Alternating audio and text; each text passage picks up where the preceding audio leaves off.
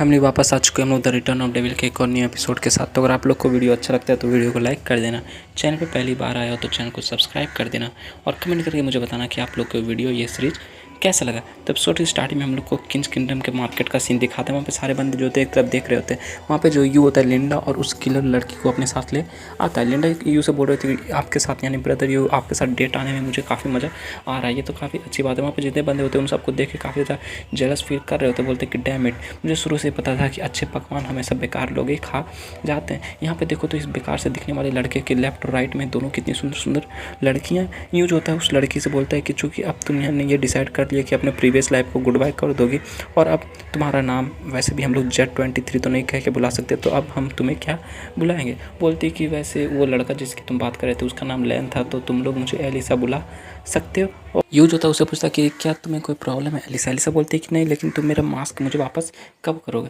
यहाँ पे जितने भी लोग हैं बहुत सारे लोग हैं वो मुझे बार बार इस तक घूर के देख रहे हैं, जिससे कि मुझे काफ़ी ज़्यादा मतलब कि एम्बेरसिंग फील हो रहा है। ये बोलता है कि तुम नहीं ये चाहता कि तुम ऑर्डिनरी गर्ल की तरह यहाँ पे जियोगी, तो ऑर्डिनरी गर्ल जो मास्क नहीं पहनती हो ना ही सेशन का कपड़ा या फिर कुछ वैसा पहनते, तुम्हें अब इसी तरह रहना होगा, अपने न्यू आइडेंटिटी को इस तरह आगे बढ़ाना होगा। वो बोलती कि वेल ठीक है, मैं काफ़ी ज़्यादा हार्डवर्क करूँगी और वैसा ही बनने की कोशिश करूँगी। साथ ही वो लोग मार्केट में आगे की तरफ घूमते हुए आइसक्रीम लिंडा ये सब खाते हुए, लिंडा जो होता है कपड़े का शॉप वहाँ पे देखती काफ़ी सुंदर सुंदर ड्रेस होते हैं, तो उसको लेके वो अंदर चली जाती। ये बोलता है कि मुझे नहीं पता कि ड्रेलर कैसा कर रहा होगा, लेकिन फिर भी मुझे वहाँ पे जाकर उसका सिचुएशन को चेक करना होगा। लेकिन तभी वहाँ पे लिंडा उसके पास आती है। ब्रदर यू उधर देखता है तो वहाँ पे दिखाते हैं। लिंडा उससे पूछती कि क्या ये ड्रेस क्यूट नहीं लग रहा है एलिसिया पर। एलिसा जो होती है उधर की तरफ देखती बोलती कि मिस लिंडा ये ड्रेस, वहाँ पे दिखाते हैं उसने इंपीरियल कैवलोज का कॉलेज का जो ड्रेस होता है वो पहना हुआ होता है। वो बोलती कि इसका स्कर्ट कुछ ज़्यादा ही छोटा नहीं है। ये बोलता है वाह ये तो हमारे स्कूल का यूनिफॉर्म है, मतलब कि इंपीरियल मैजिक एकेडमी का यूनिफॉर्म है। मैंने कभी ये नहीं सोचा था कि यहाँ पे ये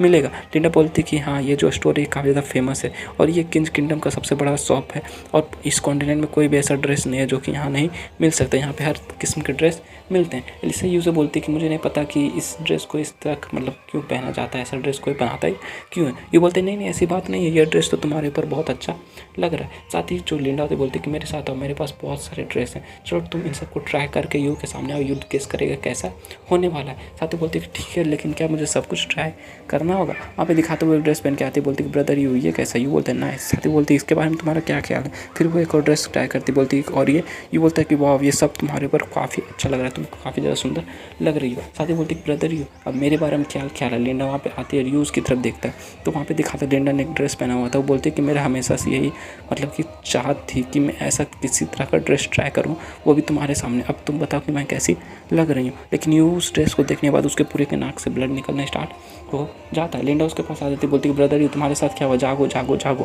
लेकिन यू बोलता है कि आई एम सॉरी ड्रिलर, मुझे लगता है कि मैं थोड़ी देर तक तुम्हारी सिचुएशन को चेक नहीं कर पाऊंगा, मैं यहाँ पे बिजी रहने वाला हूँ। फिर हमें वापस से वहाँ रात हो जाते हैं, उन लोग शॉपिंग करते करते वो लोग जा रहे होते हैं। लिंडा बोलते कि आज भी तो मुझे लगता है रात हो गई, लेकिन फिर भी मुझे अभी बहुत सारे ऐसे जगह थे जहाँ पे घूमना था। चलो ठीक है, हम लोग आज के लिए इतना करेंगे, बाद में कभी घूम लेंगे। एलिसा बोलते कि मैं तो काफ़ी ज़्यादा खुश हो गई। साथ ही लिंडा यू से बोलते कि लेकिन ब्रदर यू अगली बार जब हम लोग यहाँ पे आएंगे तो आप हम लोग को शॉपिंग कराना, यानी पैसे तुम्हारे खर्च होंगे। यू बोलता है कि मैंने ये बुक में पढ़ा था कि जेंटलमैन की ये ड्यूटी होती है कि जब वो किसी लड़की के साथ बाहर निकले तो वो शॉपिंग करे। चलो ठीक है, मैं अगली बार करा दूंगा। लेकिन एलिसा जो वहाँ पे रुक जाती है। यू बोलता है क्या एलिसा कोई मसला है क्या। वहाँ पे दिखाते हैं जो लिंडा होती है उससे पूछती है कि तुम रो क्यों रहे हो, क्योंकि एलिसा रो रही होती है। एलिसा बोलती है कि मुझे माफ़ करना पर मुझे नहीं पता मेरे आंसू अचानक से बहने क्यों लगे।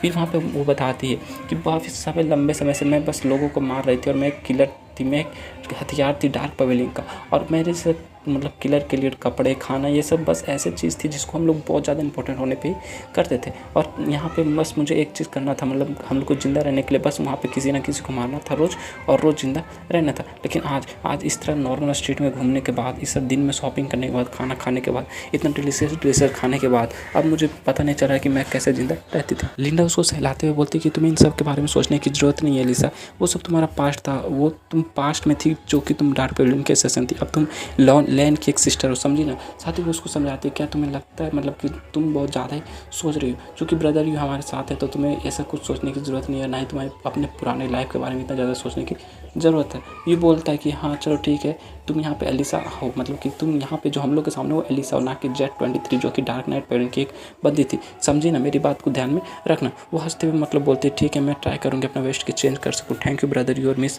लिंडा। साथ ही वहाँ पे लिंडा बोलती चलो ठीक है, वैसे भी काफ़ी ज़्यादा लेट हो गया, हम लोग को वापस जाना चाहिए। बोलती ठीक है, लेकिन तभी उसको कुछ अजीब फील होता है और वो बोलती कि मुझे कुछ याद आ गया, मैंने वहाँ पीछे जो वुडन हाउस था वहाँ पे कुछ छूट गया मेरा, मैं वहाँ पे जाके उसको ले आती हूँ, उसके बाद वापस आ जाऊँगी, आप लोग को मेरे लिए वेट करने की ज़रूरत नहीं, मैं जल्दी वापस आ जाऊँगी। साथ ही वो वहाँ से चली जाती है। तो लिंडा बोलती कि एलिसा रुक जाओ, लेकिन वो रुकती नहीं है। ये बोलता है कि चलो ठीक है, वैसे भी मुझे फ्लेम एम्पायर की इंडस्ट्री में जाके उस बंदे यानी लैन को देखना होगा। लिंडा तुम सबसे पहले वापस रूम चले जाओ, मैं पीछे से आ जाऊँगा। बोलती है कि ब्रदर यू तुम भी यहाँ से जा रहे हो, साथ ही वो भी वहाँ से चला जाता है। लिंडा वहाँ पे अकेले रह जाते, चिल्ला बोलती रियली तुम लोग मुझे यहाँ पे इस सुनसान रोड में अकेले छोड़ के चले गए, चलो कोई बात नहीं, अगली बार से मैं तुम्हारा वेट नहीं करूँगी, ना ही तुम लोग के साथ यहाँ पे आऊँगी। फिर वहाँ से चले जाते हैं। नेक्स्ट सीन हम लोग को कहीं और का अंधेरा दिखाते हैं। वहाँ पे जो एलिसिया होती है वो आ जाती है, बोलती कि बाहर आ जा। वो किसी बंदे को बुलाते तो दिखाते हुए 2 बंदे वहाँ पे आ जाते हैं। बोलते हैं कि तुमने हम लोग दोनों को यहाँ पे लेके आ गई, चूँकि तुम अपने दोनों पार्टनर्स का जान बचाना चाहती हो। मुझे लगता है कि हमारा जो स्टेल्थ टेक्निक है वो अभी भी परफेक्टली काम नहीं कर रहा। एलिसा चिल्लाक बोलती कि तुम 3rd ब्लेड और 4th ब्लेड हो। वहाँ पे दिखाते उस जो डार्क पवेलियन होता है उसका 3rd ब्लेड और 4th ब्लेड आ जाता है। 3rd ब्लेड बोलता है कि चूँकि तुम जानती हो कि हम लोग कौन है, तो ज़्यादा अब स्ट्रगल मत करना Z23, क्योंकि हम लोग तुम्हें मार डालेंगे। वैसे भी तुम हमारी फॉर्मर कलीग थी, तो हम तुम्हें एक जल्द मतलब क्विक मौत दे देंगे, जिससे तुम्हें ज़्यादा पेन भी ना होगा। साथ ही बोलते हैं चलो ठीक है हम लोग ये कर देते हैं, लेकिन 4th ब्लेड होता है, बोलता है 3rd ब्लेड तुम यहाँ पे हिलने की जरूरत नहीं, इसे मैं अपने हाथों से मारूंगा। लेकिन तभी जो एलिसिया होती है वहाँ से रफ्तार के साथ आगे तरफ भाग जाती है। ये देख के 3rd ब्लेड बोलता है क्या तुम यहाँ से भागना चाहते हो। साथ ही वो लोग जो थे उसके ऊपर बहुत सारे अटैक कर देते हैं। एलिसिया बोलती है कि सैडो ये तो इन लोग के सैडो, ये लोग तो काफ़ी ज़्यादा फास्ट हो गए। लेकिन तभी 3rd ब्लेड फिर से पीछे से तरफ से आगे बढ़ता है, उस पर अटैक कर देता है और एक जोरदार पंच उसके ऊपर लगा देता है, यानी एलिसिया के ऊपर लगा देता है। एलिसिया जो होती है पीछे की तरफ जाकर दर्द होता है, जो पेड़ होता है उससे जाकर टकरा जाती है। साथ ही वो नीचे गिरती है तो उसे काफ़ी ज़्यादा चोट लग जाती है, काफ़ी ज़्यादा जख्मी हो जाती है। 3rd ब्लेड बोलता है कि मुझे नहीं लगता है कि अगर तुम इस तरह से फाइट बैक नहीं करोगी तो मुझे फन मिलेगा, मजा आएगा, तुम क्यों ऐसा कर रही हो, तुम तो मुझे काफ़ी ज़्यादा डिसअपॉइंट कर रही हो। लेकिन वहाँ पे दिखाते उसके मुंह से भी खून निकल रहा था, क्योंकि वो काफ़ी ज़्यादा जख्मी हो जाता है। लेकिन तभी दिखाते उसके पीछे से कोई जो होता है 4th ब्लेड अटैक कर देता है। बोलते कि मैंने तुमसे कहा था ना वहीं चुपचाप खड़े हो जा। वहाँ पे दिखाते हैं जो एलिसिया होती है काफ़ी ज़्यादा शॉक हो जाती है और वहाँ पे दिखाते बहुत सारा ब्लड निकलता है। और उस ब्लड के निकलने के बाद दिखा 4th ब्लेड जो होता है 3rd ब्लेड से कहा था मैंने तुम्हें कहा था ना कि मैं मारूंगा तो तुम बीच में इंटरफेस क्यों कर रहे हो। 3rd ब्लेड बताता है कि मैंने तुमसे ये प्रॉमिस नहीं किया था, वैसे भी एक गद्दार है और रॉयल हाइनेस ने हम लोग को ये ऑर्डर दिया था कि हम लोग को इसको मार देना है। अब इससे क्या फ़र्क पड़ता है कि मैं मारूँ या तुम। जो एलिसिया तो बोलती कि रेजल ने तुम दोनों को मुझे मारने के लिए भेजा है। साथ ही वो खड़ी हो जाती, बोलती कि नहीं तुम्हारा मिशन जो था वो शुरू से मुझे मारने का था। वो बोलते दोनों बंदे बोलते हाँ तुम सही बोल रही। रॉयल हाइनेस ने हम लोग को ये ऑर्डर दिया था कि अगर तुम फेल हो जाओगे उन दोनों बंदों को मारने में तो हम लोग तुम्हें मार डालेंगे और तुम्हें गद्दार के तौर पर ट्रीट करेंगे। लेकिन मैंने कभी एक्सपेक्ट नहीं किया था कि तुम उन दोनों बंदों को नहीं मार पाओगे और उसके बाद हम लोग को ये ऑर्डर मिलेगा कि तुम्हें मार डालें। चलो ठीक है, अब बिना किसी बातचीत के ये सब खत्म करते हैं। साथ ही 3rd ब्लेड होता है वो उससे बोलता है कि चूंकि तुम 13 नंबर की ब्लेड हो, मतलब कि हमारे पवेलियन की, तो तुम्हें पता होगा तुम्हारा स्टेल्थ एबिलिटी हम लोग के सामने काम नहीं करने वाला और हम लोग तुम्हें काफ़ी आराम से मार सकते हैं। और जो ब्लेड होता है वो पीछे से उसको धक्का देते बोलता है कि मैंने तुमसे कहा ना कि मेरा किल इसे मैं मारने वाला हूँ, तो तुम इसे मेरे हाथों से क्यों छीनना चाहते हो। साथ ही वो दौड़ते हुए हंसते हुए आगे तरफ निकल जाता है, बोलता है ये मेरी है, मैं इसे मारूंगा। साथ ही वो आगे बढ़ता बोलता है कि जाओ नर्क में जाओ, गो टू हेल Z23। और वो वहाँ पे खड़ी खड़ी सोच रही थी क्या ये सब अंत है, क्या मेरा जो मतलब ये मेरे लिए होना चाहिए, हाँ ये मेरे लिए ऐसा ही होना चाहिए था। मैं एक किलर थी और मेरे हाथों से बहुत सारे लोगों की मौत हो गई थी। सॉरी लैन, मैं तुम्हारे साथ नहीं रह पाई, मैं एक दिन भी तुम्हारे साथ बिता नहीं पाई और तुम्हारे मुँह से मैं अपने आप को सिस्टर कहते हुए भी नहीं सुन सकी। Brother you miss Linda sorry, लेकिन आप लोग का बहुत शुक्रिया जो कि आप लोगों ने मेरे साथ अभी तक किया। लेकिन वहाँ पर दिखाते एक बहुत बड़ी लाइटनिंग होती है, उस लाइटनिंग की वजह से वो किलर 4th किलर काफ़ी ज़्यादा शॉक हो जाता है। बोलते अब यहाँ पे कौन आ गया, और वहाँ पे दिखाते बहुत ज़्यादा धुआं हो जाता है। उस धुएं के अंदर से दिखाते यू का हाथ निकलता है। ये देखे वो बंदा और ज़्यादा शॉक हो जाता है, लेकिन वो हाथ के अंदर से बहुत ज़्यादा लाइटनिंग निकलती है, लेड लाइटनिंग, और सीधा सीधा उस बंदे पे अटैक कर देती है। लेकिन वो बंदा जो था साइड की तरफ हट के उस अटैक को डॉच कर लेता है। बोलते ये तो काफ़ी ज़्यादा करीबी था। पीछे दिखाते जितने भी पेड़ उसके कॉन्टैक्ट में आते उस लाइटनिंग के वो सब तबाह हो जाते हैं। वो अभी भी चिल्ला बोल रहे थे कौन है, किसकी हिम्मत हुई कि मेरे ऊपर अटैक करने की। लेकिन यू जो होता है उसके एलिसा के पास आ जाता, बोलता है मुझे काफ़ी ये अच्छा लगा लगा देख के तुम अभी तक ठीक हो, चलो ठीक है मैं सही टाइम पे आ गया। एलिसा बोलती है कि तुम यहाँ पे कैसे, मतलब ब्रदर भी आप यहाँ पे क्या कर रहे हो? ये बोलते हैं कि मैंने नोटिस किया कि कुछ लोग हैं जो हम लोग को काफ़ी समय से फॉलो कर रहे थे, और जब मैं यहाँ पे आया तुम्हारे पीछे पीछे तो मुझे पता चला कि ये लोग हैं, चलो ठीक है इन सबको मैं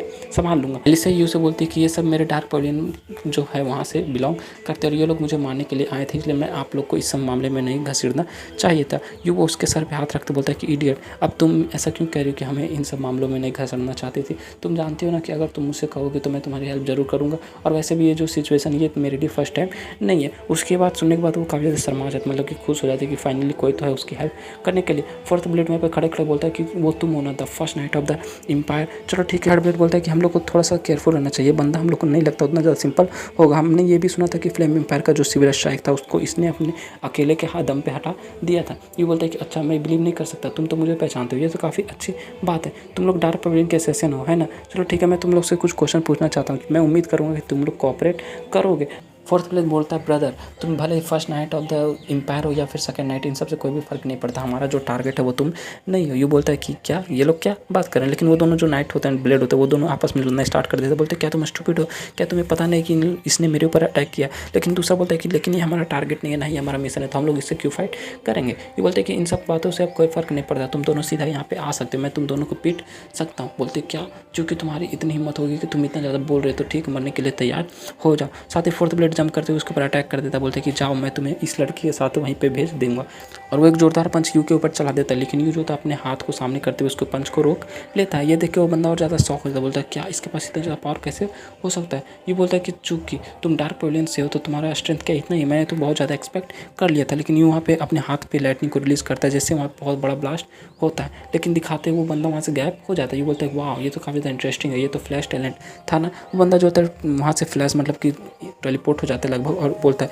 कि नॉट गुड, इसके पास स्कारलेट लाइटनिंग है, ये बंदा का बॉडी काफ़ी ज़्यादा स्ट्रॉन्ग है, मुझे लगता है थोड़ा सा हम लोग को सावधान रहना होगा। साथ ही वहाँ पे उसके पीछे जो थर्ड नाइट होता है, थर्ड जो ब्लेड होता है, बोलता है तुम्हें इस तरह जल्दबाजी करने की ज़रूरत नहीं, हम लोग मिल के इस बंदे को संभाल सकते हैं क्योंकि ये बंदा काफ़ी ज़्यादा पावरफुल होने वाला है। साथ ही फोर्थ ब्लेड फिर से बोलता है मुझे तो अभी तक बिलीव नहीं हो रहा, क्या ये फर्स्ट नाइट है वो फ्लेम एम्पायर का इतना ज़्यादा पावरफुल हो सकता है? मैंने तो अपने पावर को यूज किया लेकिन ये मेरे पावर से भी ज़्यादा पावरफुल निकला, लेकिन अभी भी मेरे पास रॉयल हाइनेस ने जो मेरे को पिल दिया था वो मेरे पास है, तो मैं इसको खा कर और ज़्यादा पावरफुल हो सकता हूँ। थर्ड ब्लेड बोलता है कि फोर्थ ब्लेड क्या ये वही है, क्या ये वही? वो बोल ही रहा था लेकिन तब तक वो पिल निकालता है और खा जाता है। साथ ही बोलता है कि आ जाओ दिखाओ तुम्हारे पास कितना ज़्यादा पावरफुल है थर्ड मतलब कि फ्लेम एम्पायर के फर्स्ट नाइट। साथ ही वहाँ दिखाते हुए वो एक मॉन्स्टर में बदल जाता है, बोलता है कि मैं अब इतना ज़्यादा पावरफुल हो गया जितना कि एक एपोस्टल हुआ करते थे। ये बोलता है ये तो डेमोनाइजेशन है, मतलब कि एक डीमन बन चुका है। साथ ही वो जो डीमन होता है वहाँ से फाइनली डिसअपियर हो जाता है। ये देख के वहाँ पे जो बंदी होती है एलिसा होती है काफ़ी ज़्यादा सौ गई, बोलती है कि तो यहाँ से डिसअपियर हो गया, नहीं मुझे यहाँ तो कुछ गड़बड़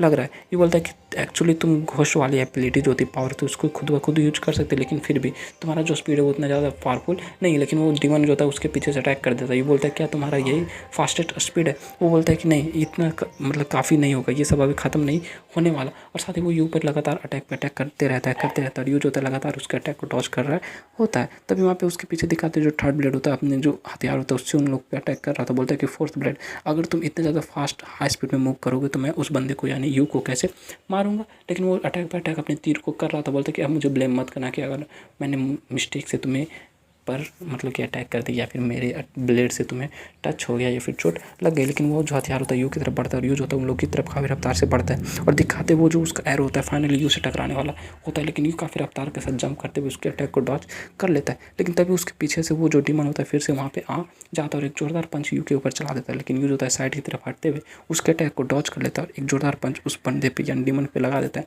जिससे कि वो डीमन जो होता है आगे तरफ जाके गिरता है। लेकिन तभी आसमान की तरफ दिखाते बहुत सारे जो एरो होते हैं यू के ऊपर गिरे होते हैं और यू जो होता है काफ़ी रफ्तार के साथ अपने स्कारलेट लाइटनिंग को यूज करते हुए वहाँ से भाग जाता है। साथ ही वो आसमान की तरफ उड़ जाता है और अपने हाथ में बहुत ज़्यादा लाइटनिंग को रिलीज़ करता है और बोलता है कि चलो इन सबको यहाँ खत्म करते हैं, और वो एक जोरदार लाइटनिंग सामने की तरफ उस बंदे यानी थर्ड ब्लेड की तरफ चला देता है। थर्ड ब्लेड बोलता है कि नहीं नहीं रुक जा, वो इतना बोल ही रहा था, लेकिन वो लाइटनिंग से सीधा सीधा हिट हो जाता है। वहाँ पे एलिसा को दिखाते बोलती है ब्रदर यू तो काफ़ी ज़्यादा स्ट्रॉन्ग है, मुझे इससे बात करनी चाहिए थी पहले। वहाँ पे जो डीमन बन गया वो होता है फोर्थ ब्लेड, वो काफ़ी ज़्यादा डर जाता है, बोलता है थर्ड ब्लेड तुम खत्म हो गए, लेकिन वो यू को गाली देते हुए आगे तरफ बढ़ता, बोलते कि मैं तुम्हें मार डालूंगा कमीने इंसान। साथ ही वो यू के ऊपर अटैक कर देता है। यू जो होता है अपने हाथ को सामने करते हुए उसके अटैक को रोक लेता है, ब्लॉक कर देता है, फिर एक जोरदार किक उस डिमन को मार देता है, जिससे कि वो डिमन होता है काफ़ी ज़्यादा दूर जाकर गिरता है और वो आसमान में उड़ ही रहा था। लेकिन तभी यूज होता है उसके ऊपर आ जाता है और अपने हाथ से एक जोरदार पंच उसके पीठ पे लगाता है, जिससे कि वो नीचे आकर धड़ाम से गिरता है। वहाँ पे एक जोरदार ब्लास्ट होता है।